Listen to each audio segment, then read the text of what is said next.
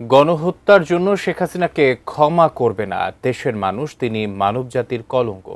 এই কথা বলেছেন বিএনপির মহাসচিব মির্জা ফখরুল ইসলাম আলমগীর। আর দলটির স্থায়ী কমিটির সদস্য সালাউদ্দিন আহমেদ বলেছেন, আওয়ামী লীগ মাফিয়া শক্তি আর বাংলাদেশের নিরাপত্তার জন্য হুমকি।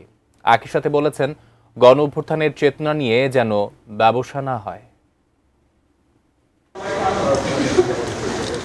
রোববার সকালে জাতীয়তাবাদী কৃষক দল ও আমরা বিএনপি পরিবারের যৌথ উদ্যোগে রাজধানীর জিয়া উদ্যানে বৃক্ষরোপণ কর্মসূচির উদ্বোধন করা হয়। জুলাই গণঅভ্যুত্থানের মাসব্যাপী কর্মসূচির অংশ হিসেবে বৃক্ষরোপণ করছে বিএনপির এই দুটি সংগঠন। বিএনপি মহাসচিব মির্জা ফখরুল ইসলাম আলমগীর এই কর্মসূচির উদ্বোধন করে বলেন, ফেব্রুয়ারির মাঝামাঝি নির্বাচনের মাধ্যমে নতুন বাংলাদেশ চায় বিএনপি।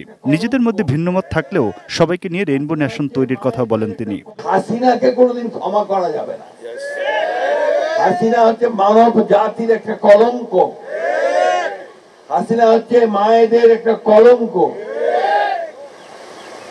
আমাদেরকে প্রথম কাজ হবে এদের বিচার করা।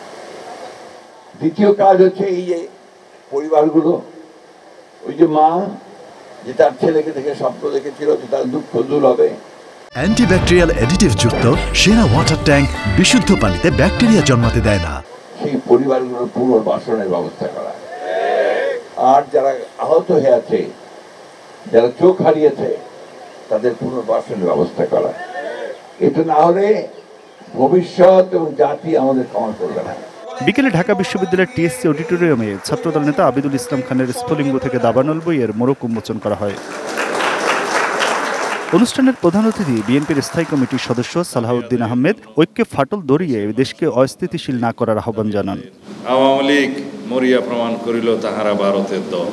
তারা নিজেরাই দীর্ঘ সময় ধরে বাংলাদেশের মানুষকে বুঝিয়ে দিয়েছে এবং পৃথিবীর ইতিহাসে লিখিত হয়ে গিয়েছে তারা বাংলাদেশের জন্য ন্যাশনাল সিকিউরিটি থ্রেট।